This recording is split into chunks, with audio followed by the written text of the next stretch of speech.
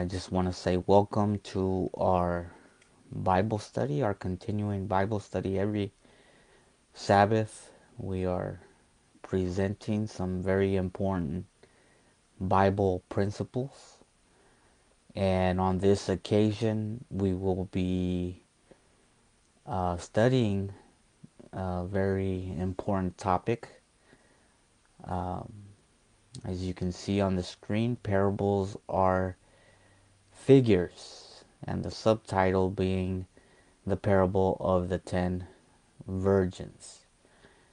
Okay, and so, but the main part of the presentation is that parables are figures. In other words, when we run into the parables of the Bible, these parables are symbolic, highly symbolic, just like the figures that we find in Daniel in regards to the great image, in regards to the beast, the ram and the he-goat. Those are symbolic. They have a deeper meaning. We studied this last Sabbath, and on this occasion we will be looking how parables are also to be considered figures. And the parable that we will be using as our example for this topic will be the parable of the 10 virgins found in Matthew chapter 25. Okay, and so I welcome each and every one of you. Thank you for joining. I pray that this presentation will be a blessing to you as it is for me. And so here we have the Bible principle that we will be using to study our topic. It's where we received our title from. Parables are like helpful examples that illuminate a topic. Okay, so parables are like helpful examples that illuminate a topic. This is what the parables in the Gospels are. They're like helpful examples that illuminate a certain topic. They all deal with a certain topic and highly prophetic. Just like figures of speech, you can't just take them at face value. Okay? In other words, just like we wouldn't take the beast of Daniel chapter 7 at face value, we're not understanding that these are some monsters that will appear at some time in the world, or that they have come about.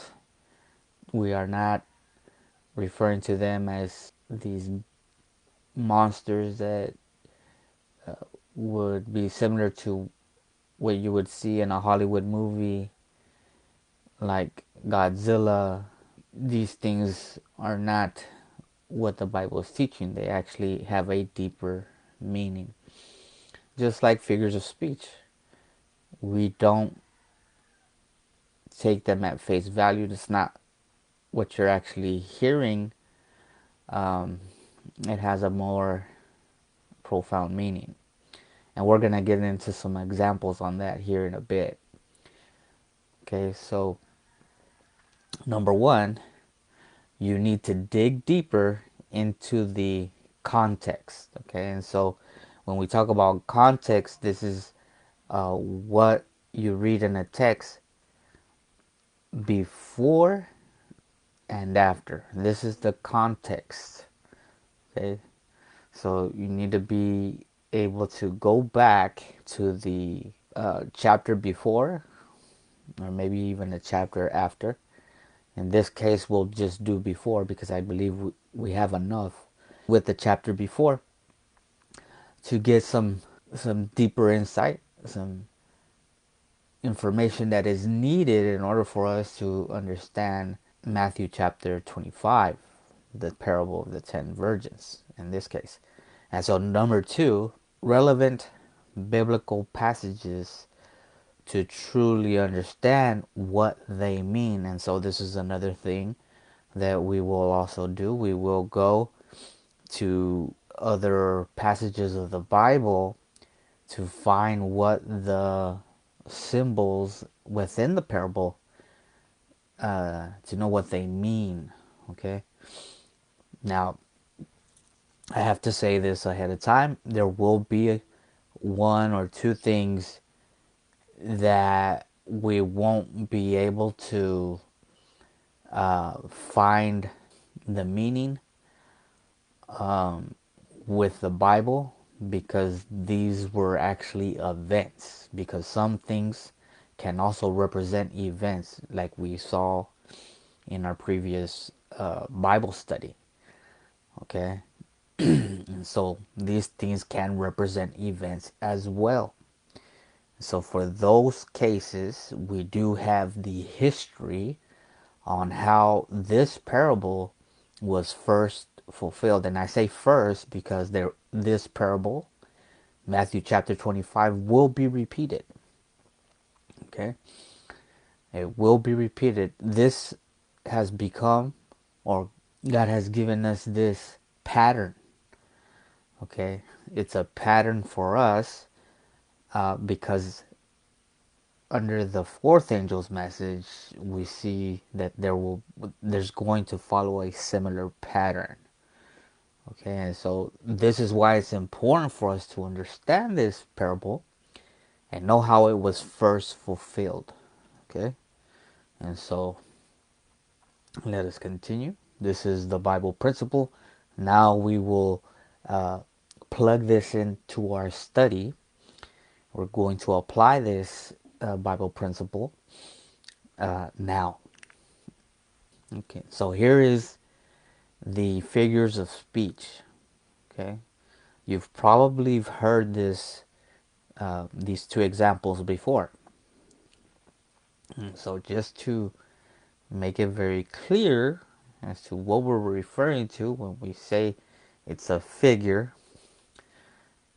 here we have these examples. He is as brave as a lion. Okay, notice, by comparing a person's bravery to a lion, the speaker immediately conveys the intensity of that courage without needing a long explanation. Without needing a long explanation. Therefore,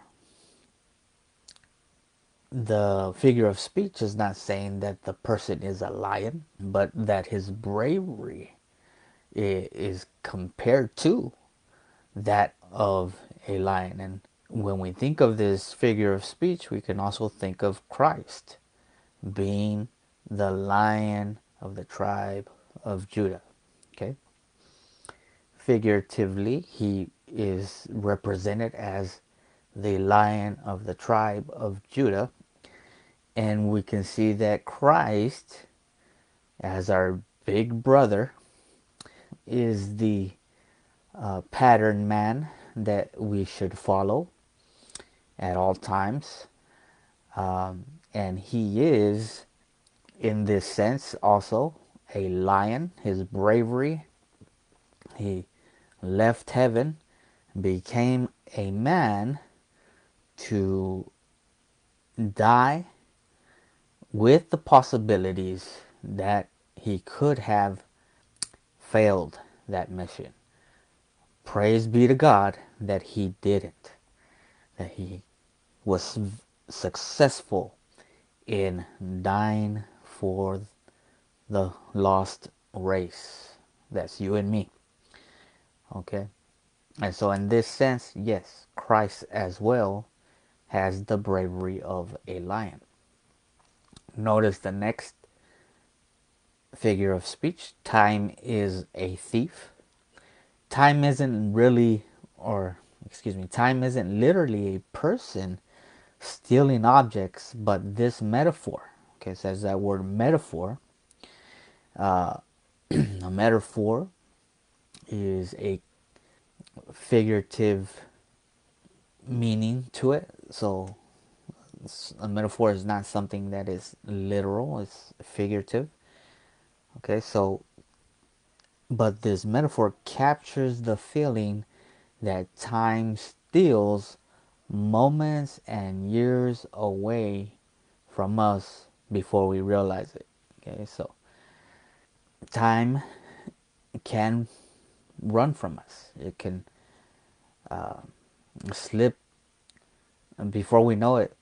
And so this metaphor that time is a thief, it is to be understood as a saying about some reality, and that is that time slips us. Time just passes without a moment's notice. Again, it's a figure of speech. It's not to be taken literally. The time doesn't literally steal anything from us. It just, we're not aware of how fast time is passing by. Okay, that's the meaning. And so likewise, parables work in this way. We are not to take them at face value. We are to understand them as symbols, as to represent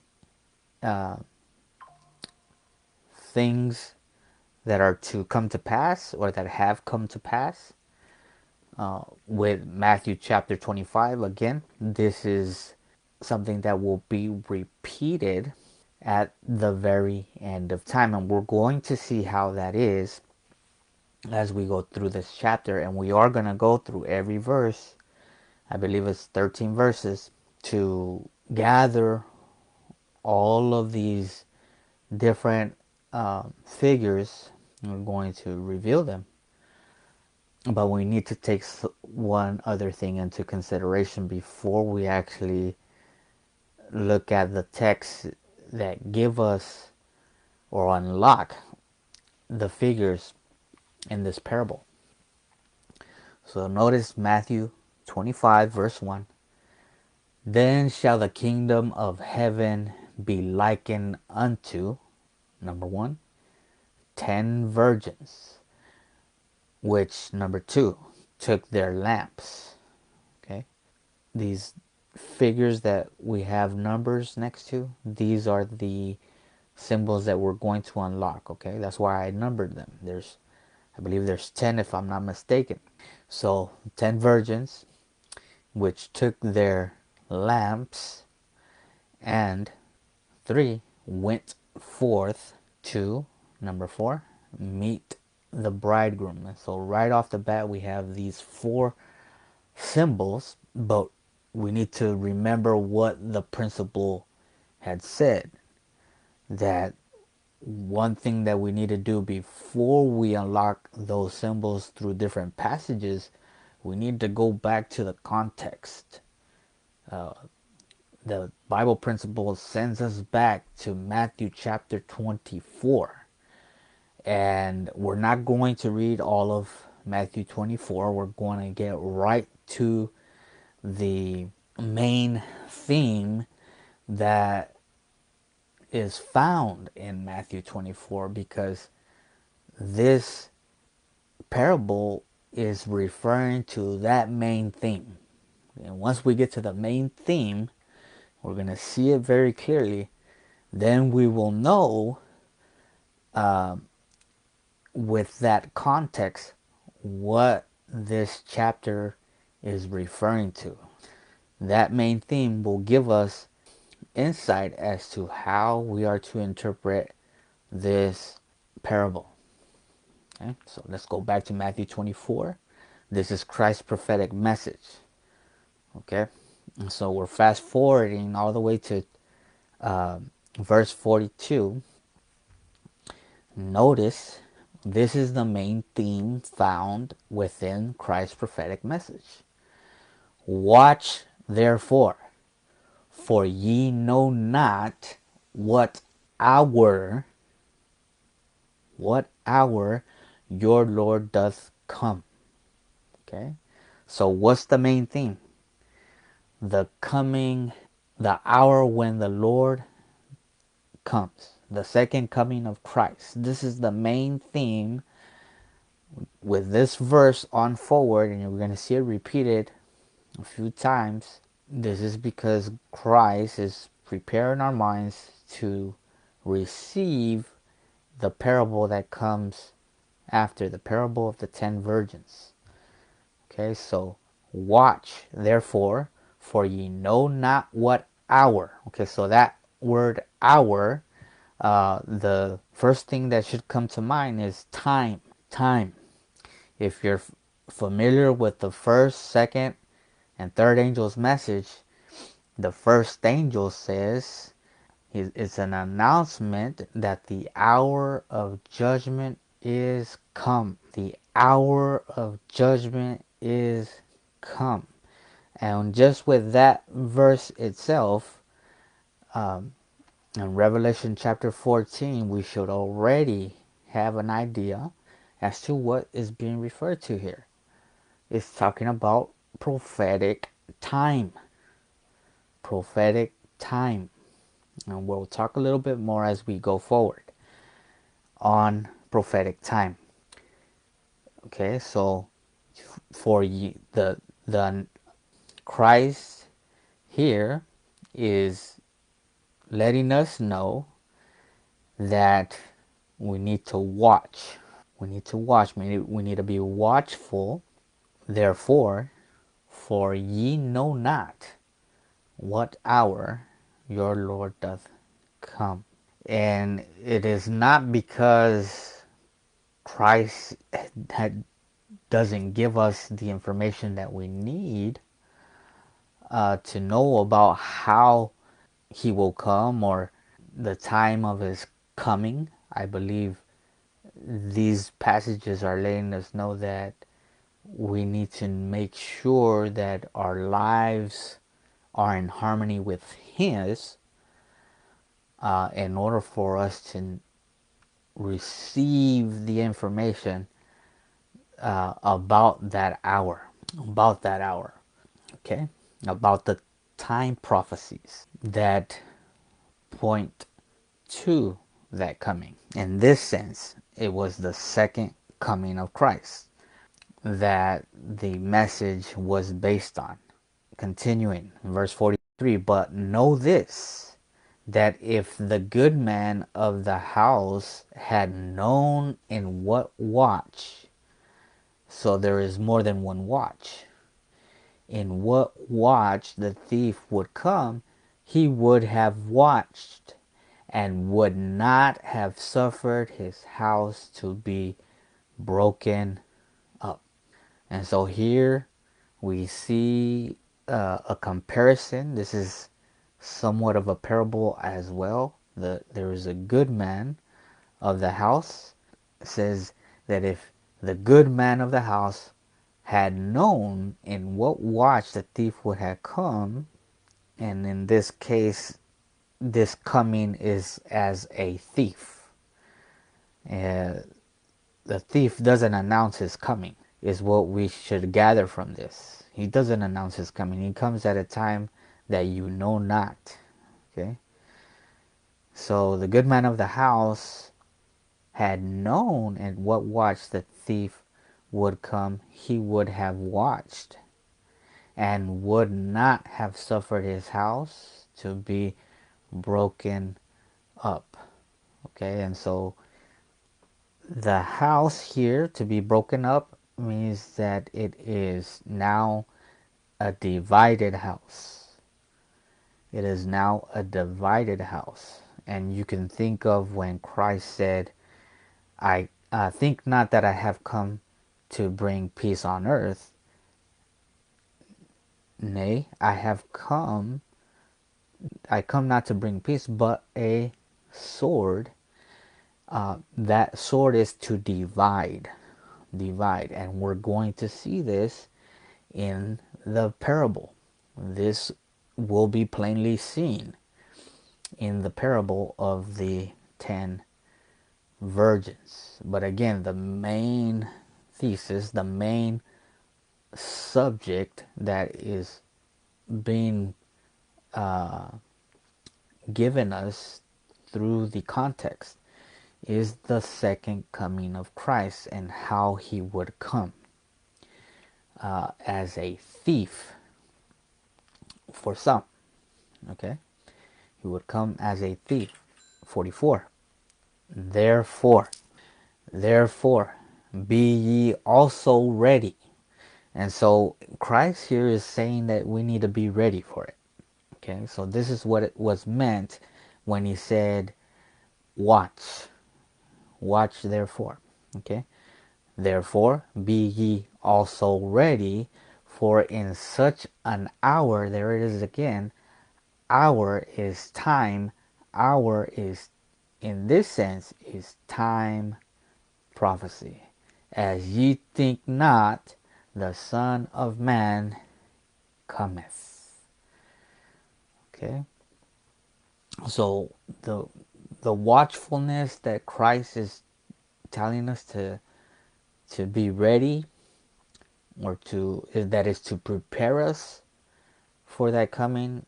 The first thing that we see that has been repeated in these verses is his coming, and at what hour he would come. In the fulfillment of the parable of the 10 virgins, the first time around that it was fulfilled, again pointing back to the first angel's message, it dealt heavily on time prophecy. Time prophecy. And so if you have any insight as to those messages, mainly the first and second, you will see that history refers to various amounts of Bible prophecies, but those were centered on time prophecies.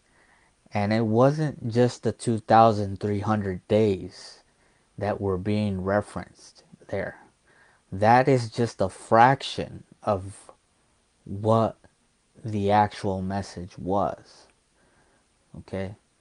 And it's going to be important that if this is the pattern for us, in order for us to repeat this parable, it's going to be important for us to understand those time prophecies. This is what prepared the people living at that time to be ready, okay, for the fulfillment of these different prophecies. Now, we do find that there are some providential instances that did take place, but this is God's leading. This is how God leads. One good example of this is when Christ died. There was a disappointment among those disciples. That was supposed to happen. There was prophecies that centered around those things that would happen. Now, the disciples, being with Jesus for over 3 years, they had heard Christ speaking about how he would be treated, how he would be persecuted, how he would be put to death over and over again. But that message, it wasn't revealed to them, or it wasn't made important until Christ actually died. And Christ himself had to give them, if you look at Luke chapter 24, he had to give them a presentation. He had to give them Bible studies, beginning at Moses and throughout all the prophets, about how these things were necessary, on how he had to be put to death, giving them all the prophecies about how all the prophets spoke about Jesus and how he would come. Christ, in that very chapter, has to unseal their spiritual eyesight. He has to open their eyes so that they're able to understand these things. So likewise, in this parable, we find the same providential leadings where there were things that they didn't understand completely, but once they ran into those situations, Christ was unsealing truths to them step by step as they continue to progress in this experience. Okay, but all of this is centered around one great theme, and that is the coming of Jesus, the Son of Man. Verse 45, who then is a faithful and wise servant. So right here, this verse tells us about a faithful servant that is wise. Okay, whom his Lord hath made ruler over his household, to give them meat in due season. Okay, so it is the wise servant.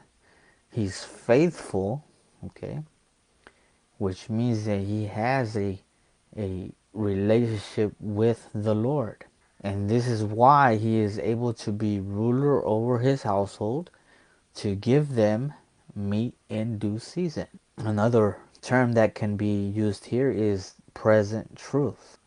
They receive the present truth because they have that communication with heaven.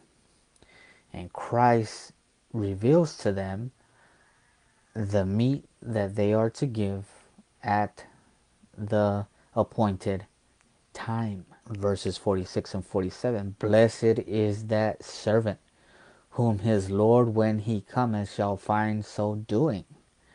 Verily I say unto you, that he shall make him ruler over all his good. Okay, and so according to the light that we receive is according to what God expects. Okay, any light that God gives us, we must be willing to give it, to disseminate it anywhere and everywhere.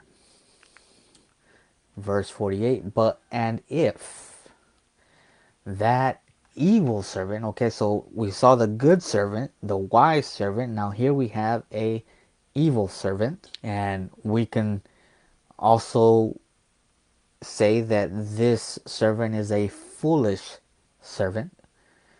But and if that evil servant, the foolish servant, shall say in his heart. Okay, so this should bring back a verse found in the Psalms that says, the fool says in his heart, there is no God. Here, this foolish servant, he's an evil foolish servant. He says in his heart, my Lord delayeth his coming.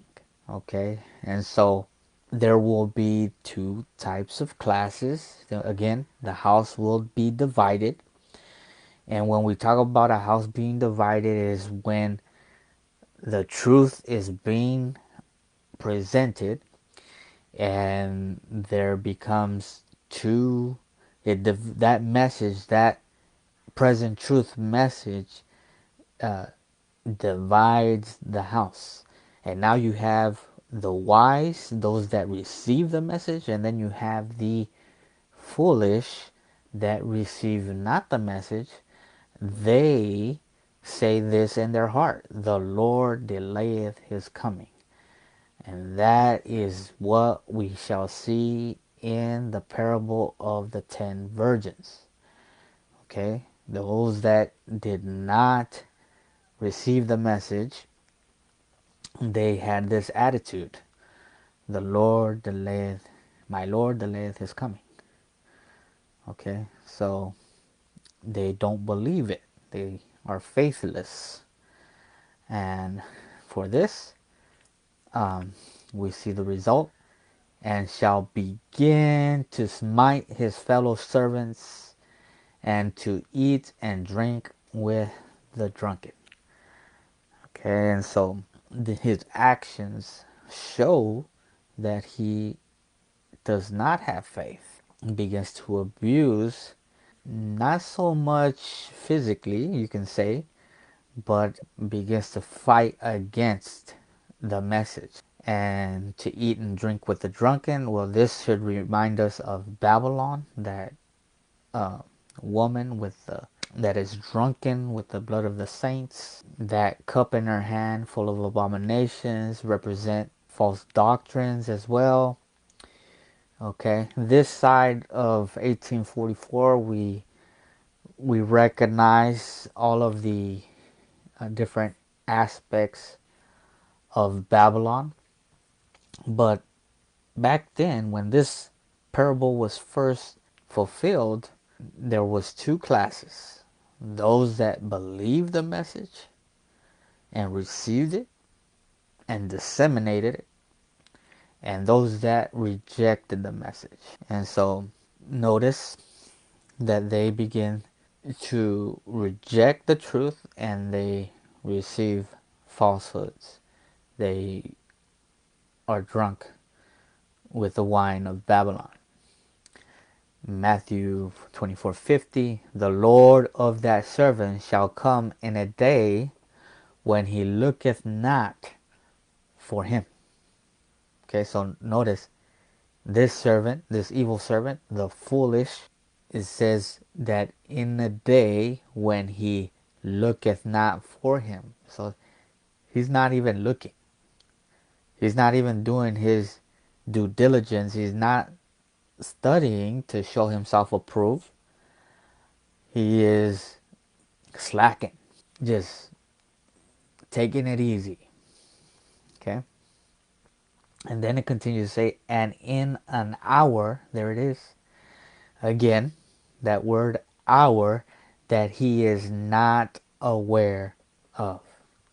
So it's not because God didn't give the information, but it's because of the lack of due diligence. It's a lack of study. It's a lack of taking time out of the schedule to see if these things are so. That leads the servant to say in his heart, my Lord delayeth his coming.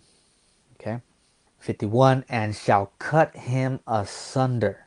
Okay, so anytime we see that cut him, when God uses this term, it could be referring to being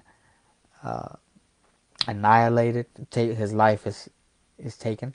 Mostly this is in the Old Testament, but here in the New Testament, this is uh, the dispensation where God is pouring out his grace. Okay, so this cutting off is when grace closes, the close of probation, and shall cut him asunder and appoint him with his portion with the hypocrites. And so this should take our minds to, I believe it's John chapter 23, where it talks about Christ directing himself towards the Pharisees and the Sadducees, and he says, woe unto you hypocrites. Okay, so his portion shall be with the hypocrites. And if you perhaps you do this, perhaps you didn't, I'm not sure, but there is some insight as to those carnal Jews that did put Christ to death. They shall resurrect in what's called the special resurrection. You can find this in Daniel chapter 12. And they resurrect just to see Christ come. You could also find this in the Gospels. Christ comes and they see him and they die again. So the portion of those that reject this very important message shall be with those hypocrites, those carnal Jews that actually put Christ to death, because it's going to be the same spirit of those that reject it, of those foolish servants that neglected the time to prepare for his coming. There shall be weeping and gnashing of teeth. This is the close of probation. Okay? That latter part will be when Christ comes, because they must resurrect. just to die again. Matthew 25:1. Okay, so this is where the parable begins. Again, we just saw the context. We know now with the context, we know what to expect in the parable. There's going to be two classes, and the main topic of this parable, as we shall see at the very beginning of the verse again, is the second coming of Christ and the hour of his coming. And again, hour, because this hour represents time prophecies that point to his coming. Then, that word then is connecting us to the chapter that we just read, or the verses that we just read. Then shall the kingdom of heaven be likened. Liken is the word that lets us know that this is all a similitude.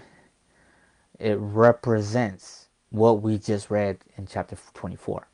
Okay, shall be likened unto 10 virgins which took their lamps and went forth to meet the bridegroom. Okay, and so notice 10 virgins, lamps, they went forth to meet the bridegroom. The bridegroom, I think we already know who is this referring to. With the context, we know that it must be referring to Christ.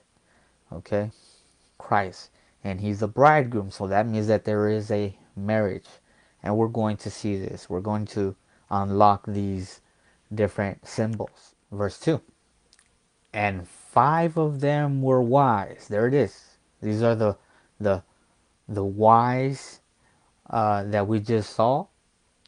These were those that were watching and preparing for the hour of his coming. And so these are the 5 wise, and there are 5 that were foolish. Okay? And so remember we read about that broken house? Here it is. There is a division here.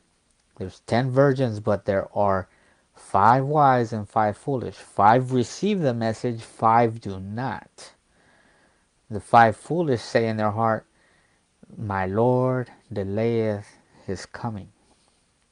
So we see a house divided. It's a broken house. Verse 3, they that were foolish took their lamps and took no oil with them. And so there's number 5, another figure, another symbol to unlock.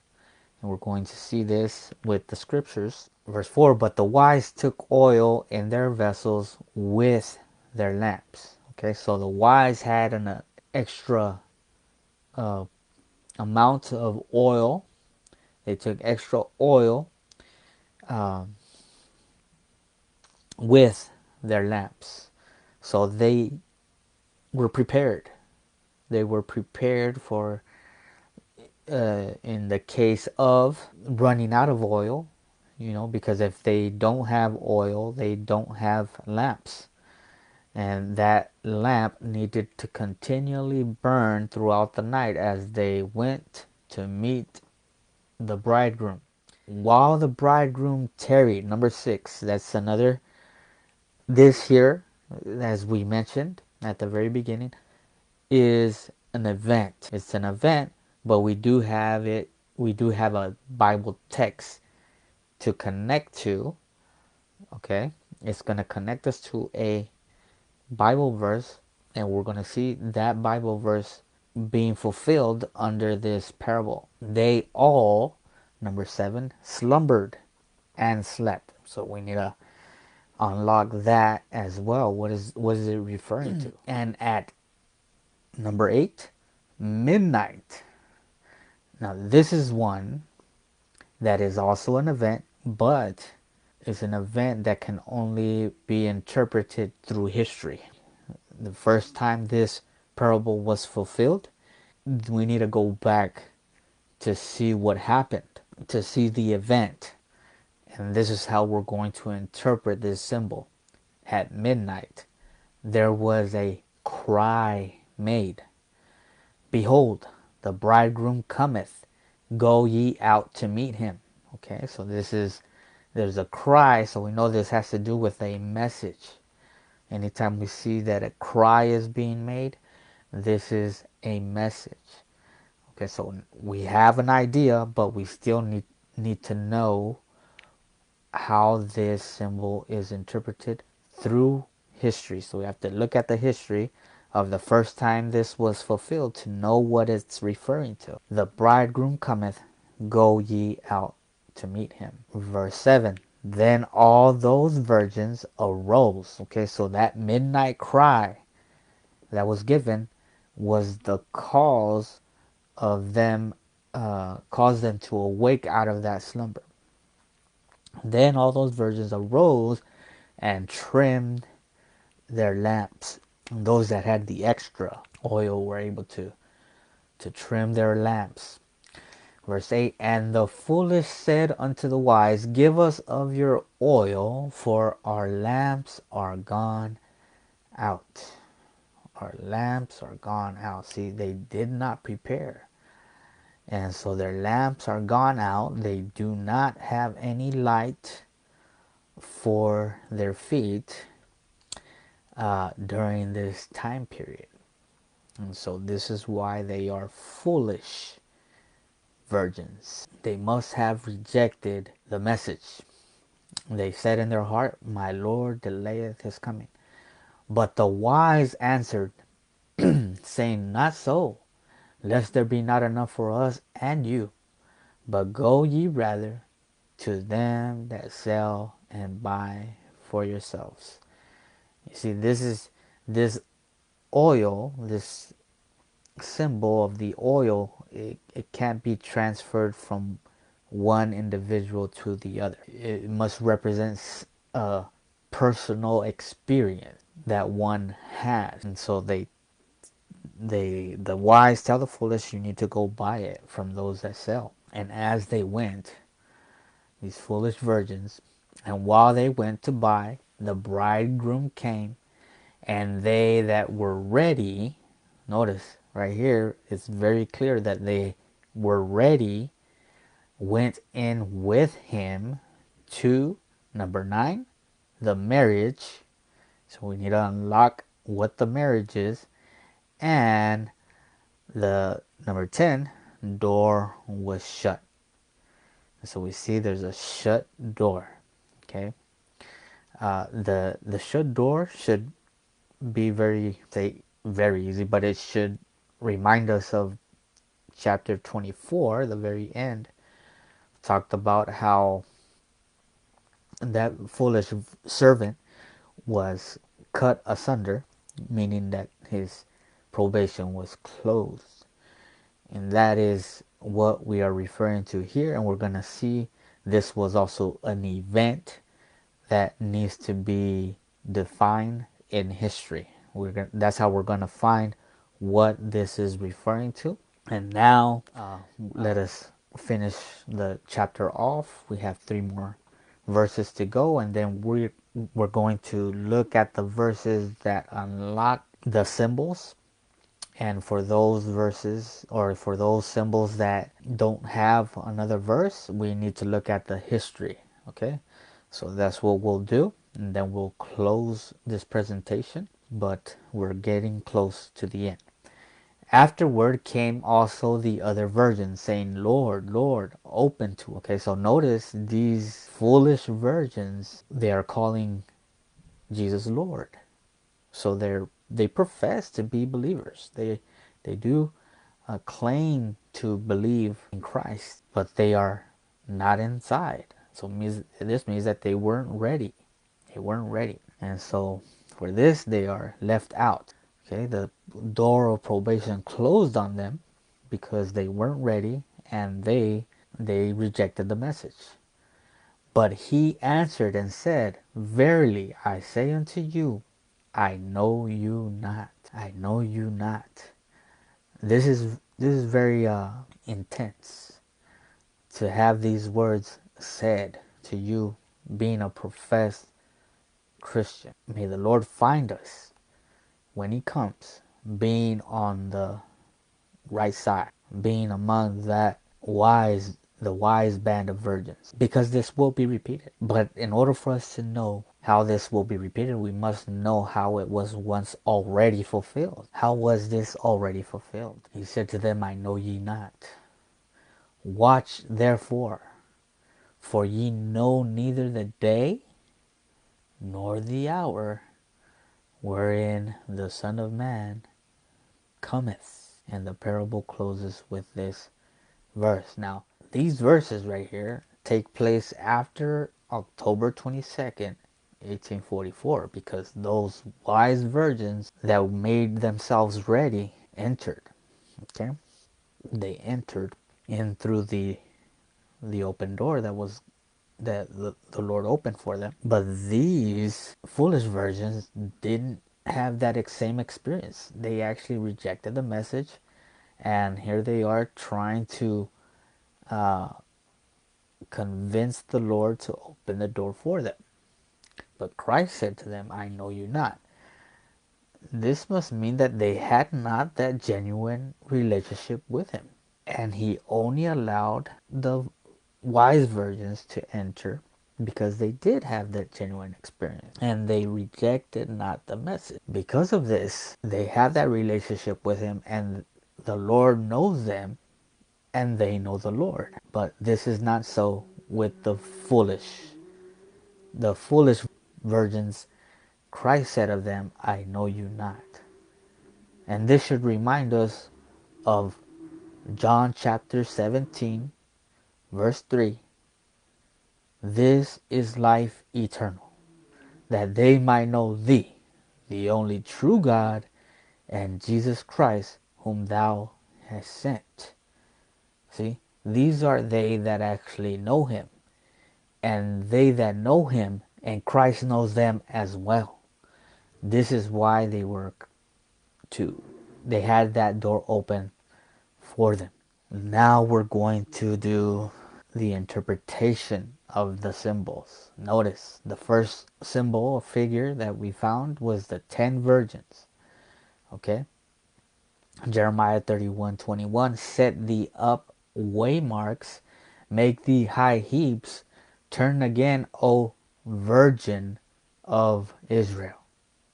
Speaking of God's people, turn again to these thy cities. Okay, so who do the 10 virgins represent? It represents the people of God. It represents those that believe in God, believe in Christ. Christ said, you believe in God, you believe in me. Okay, that's John chapter 14.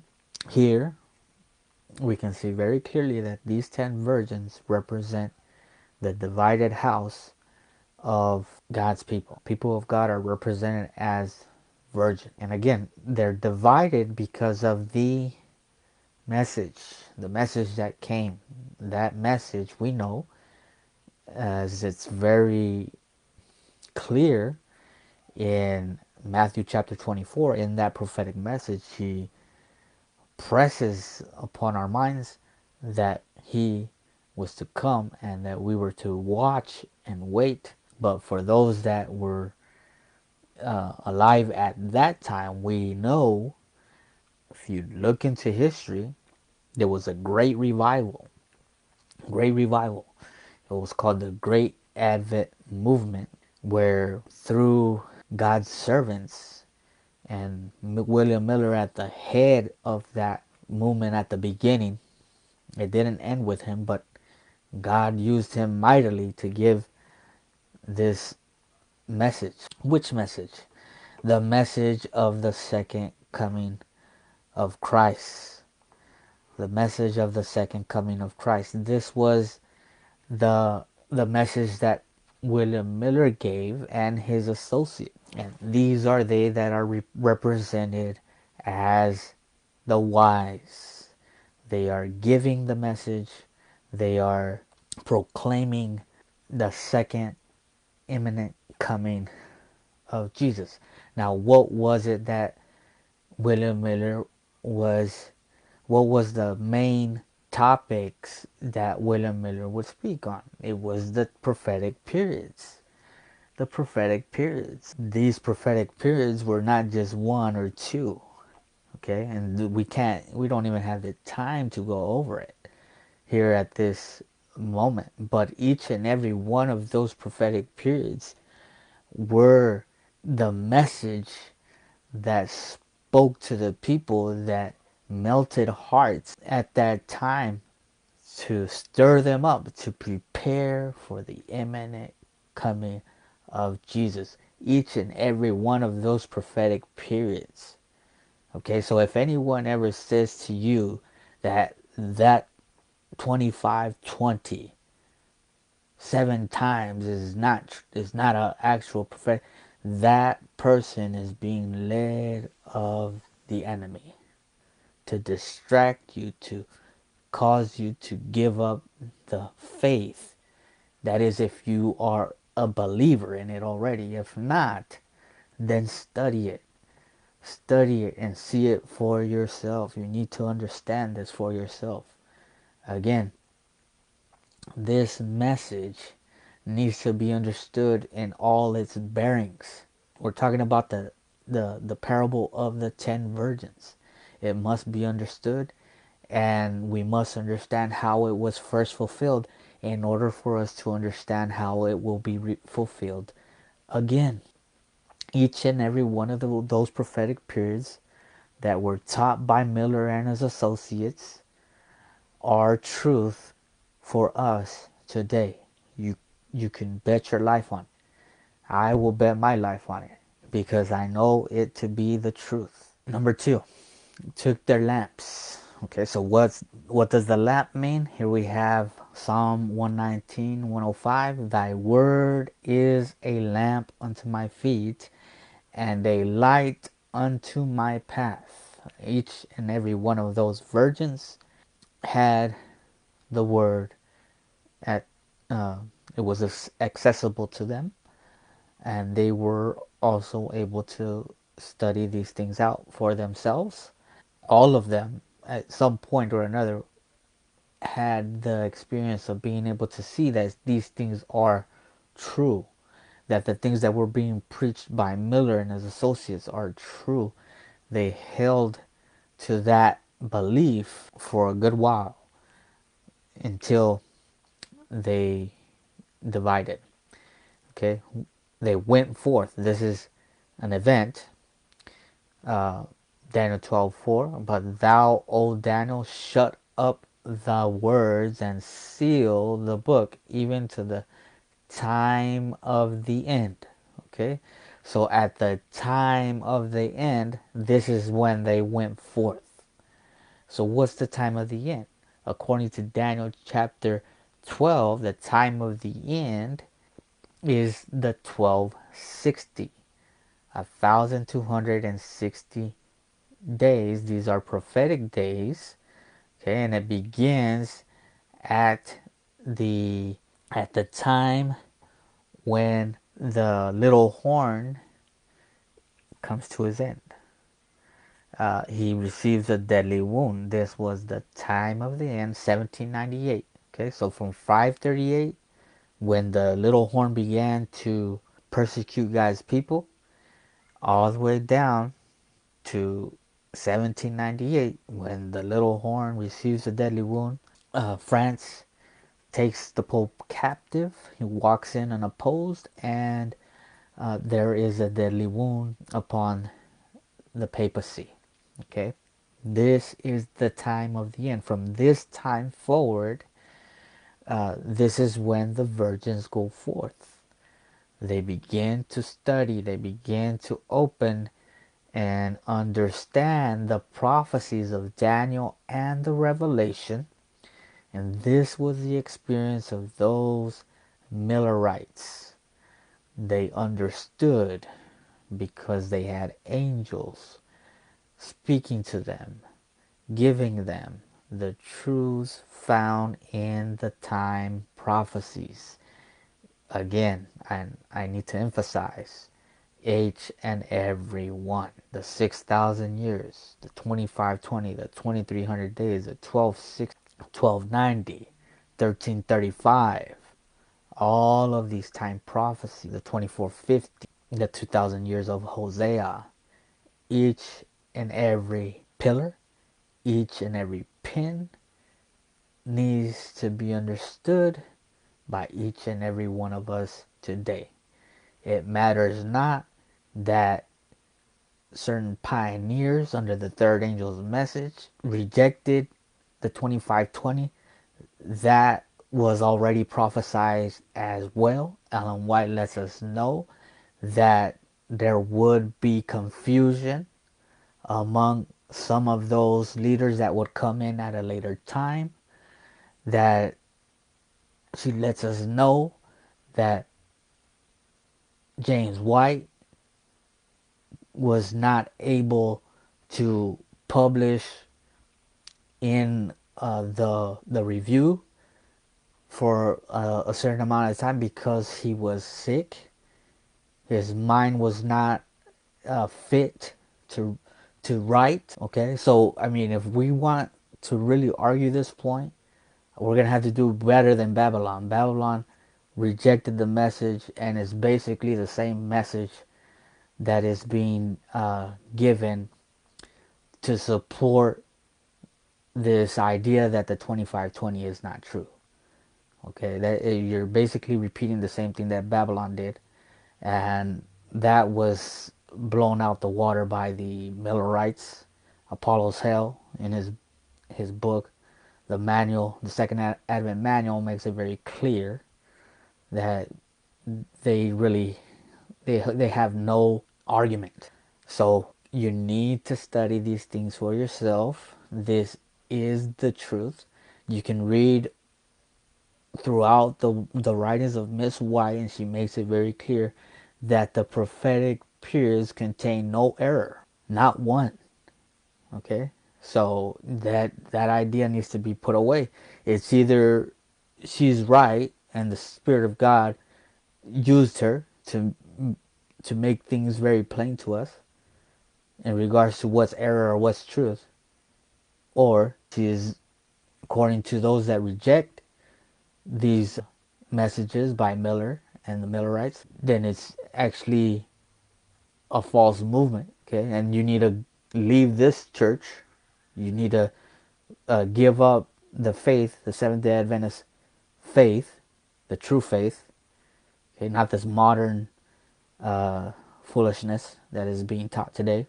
You need to go back to the pioneers and know what they actually believe, beginning at the first and second angel's messages.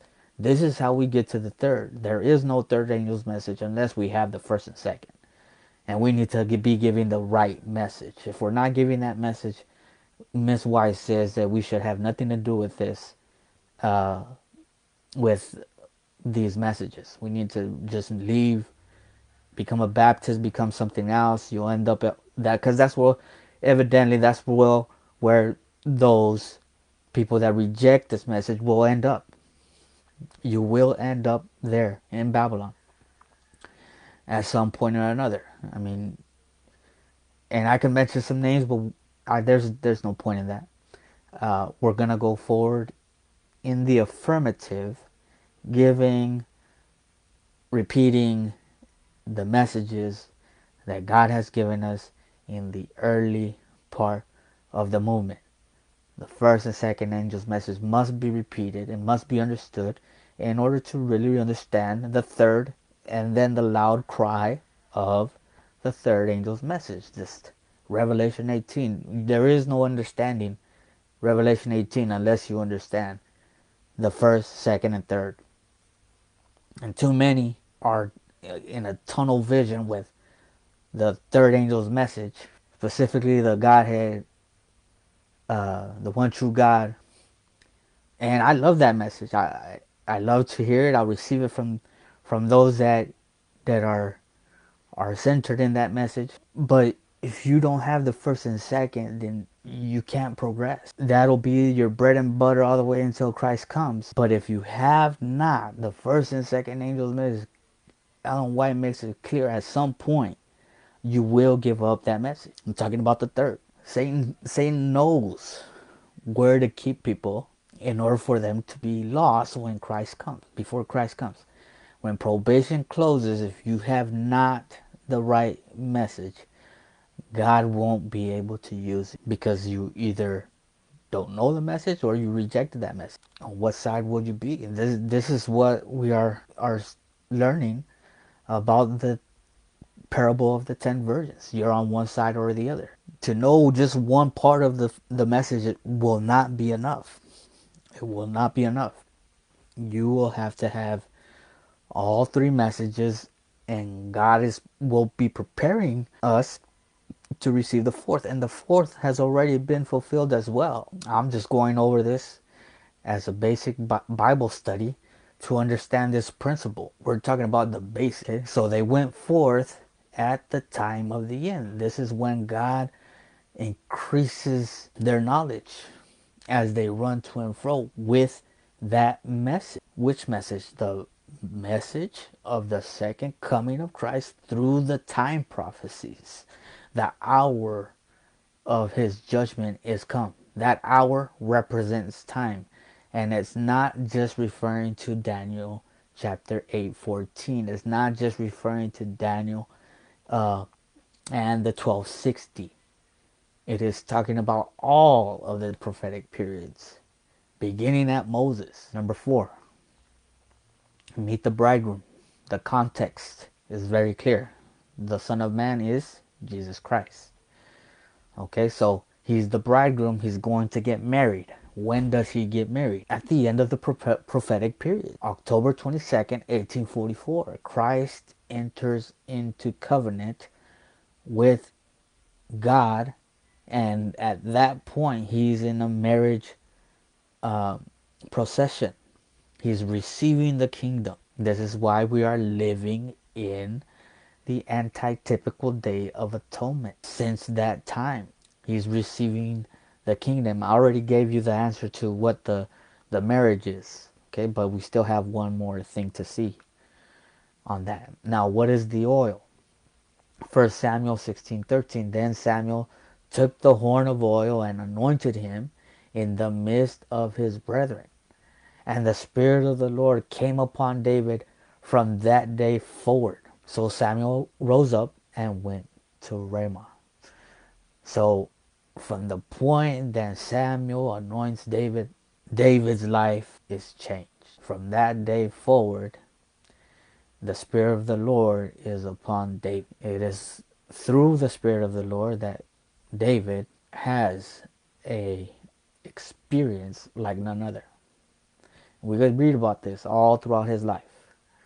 The main event was that he was able to take down Goliath. He did his part, but who gave him the bravery? Who gave him the strength, the stamina? It was the Spirit of the Lord. It was the Spirit of the Lord. And it wasn't his own strength that caused Goliath to die with that one shot. God was behind that projectile and took him out. It was God, not David. And so the oil represents the Spirit of the Lord.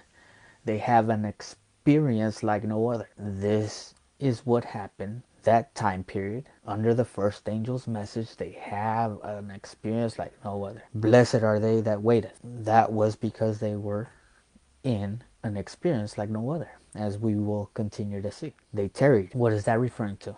Habakkuk chapter 2, verses 2 and 3. And the Lord answered me and said, write the vision and make it plain upon tables that he may run that readeth.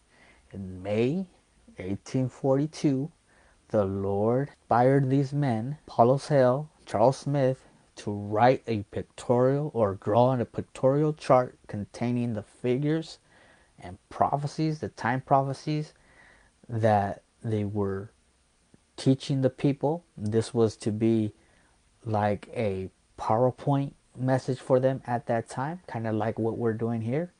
But as you can see, I have not presented in this presentation any types of art, mostly word. Okay, but on that pictorial chart, you had all the figures that they were teaching. Daniel chapter 2, Daniel chapter 7, Daniel chapter 8, Revelation chapter 13, I believe. Revelation chapter 12, the dragon. And then the time prophecies connected to the message. The 2520, the 2300 days, the 1260, the 1335, the 1290. All of these things were on there. And let's not forget the 666, 666 years of Rome, of pagan Rome. Okay. Now, Habakkuk chapter 2, verse 3.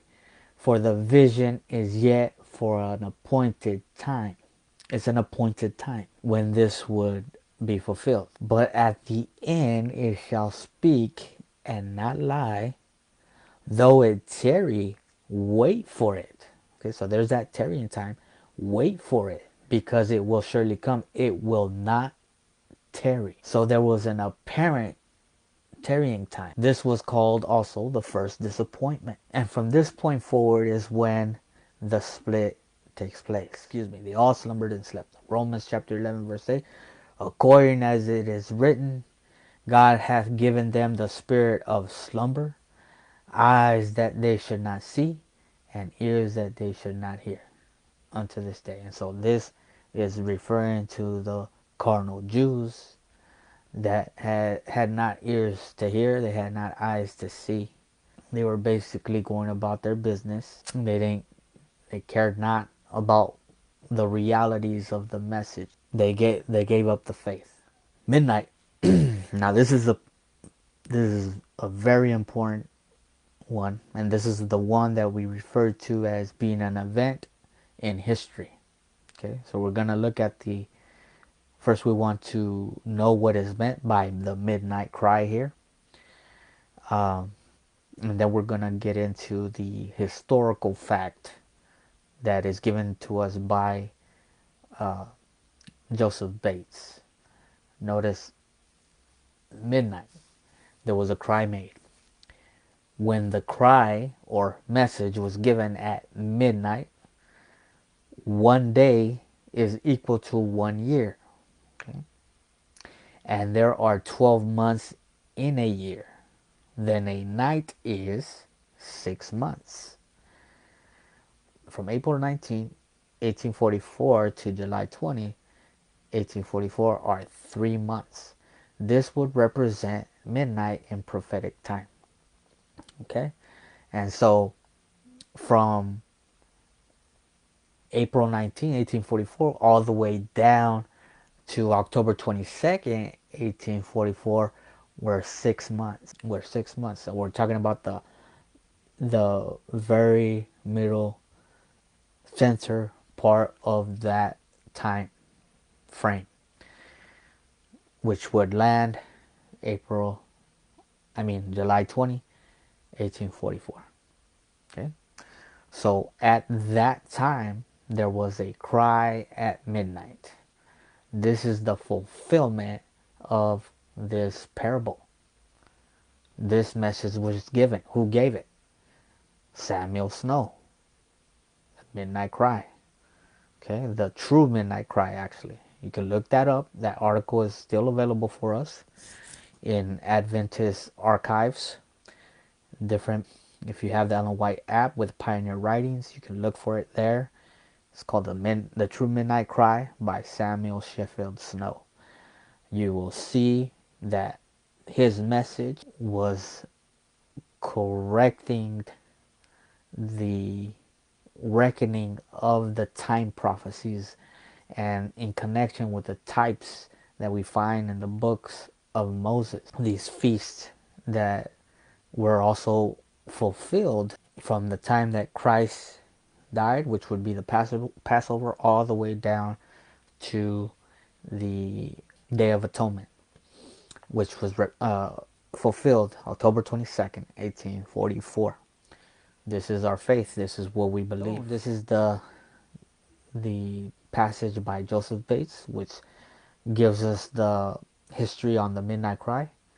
We have already shown that the tarrying time for the bridegroom by the prophetic periods. Which prophetic periods? The ones that we have been talking about all the time. The ones that are represented under the first angel's message.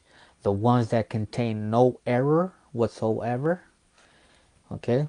each and every one of those prophetic periods are true still today. By the prophetic periods, which was 6 months, beginning the 19th April down to the 22nd of October 1844. The midnight of this dark, stupid time would be about July 20th. Samuel Sheffield Snow gave the true midnight cry in the Tabernacle in Boston at this time, and it was received by the virgins in a different light from what it ever was before.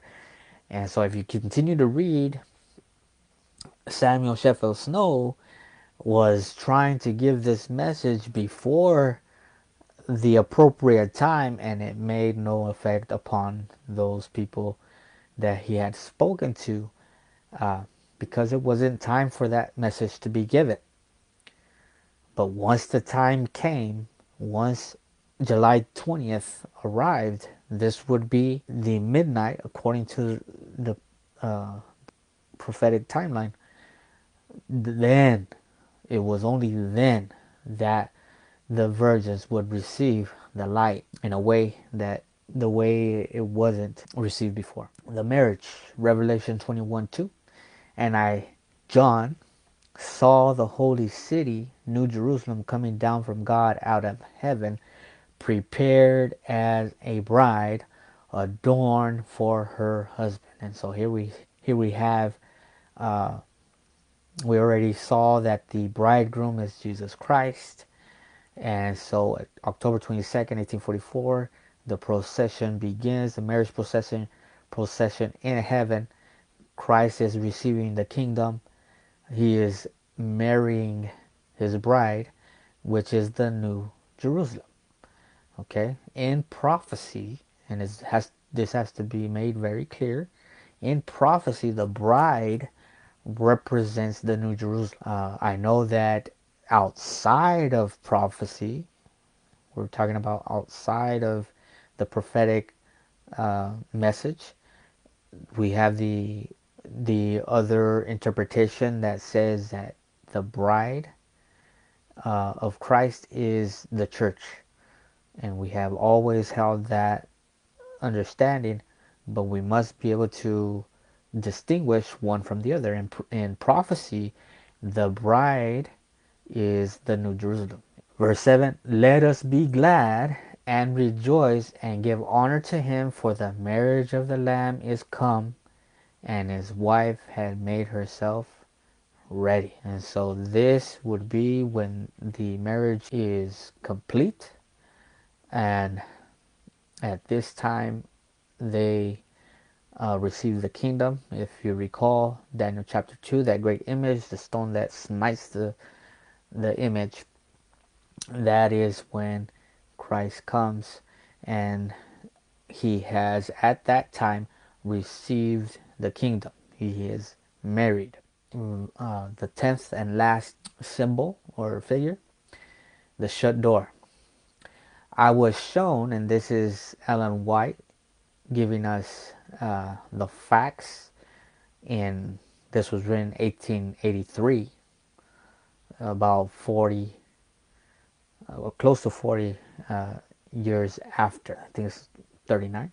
I was shown in vision, and I still believe, in 1883, she still believes, that there was a shut door in 1844. That is October 22nd, 1844. All who saw the light of the first and second angels' messages and rejected that light were left in darkness. Okay, so the prophetic periods, the messages based on time that were rejected in October 22nd, 1844, during that time period, those that rejected this message they were rejecting the first and second angels' messages. Okay, and rejected that light were left in darkness.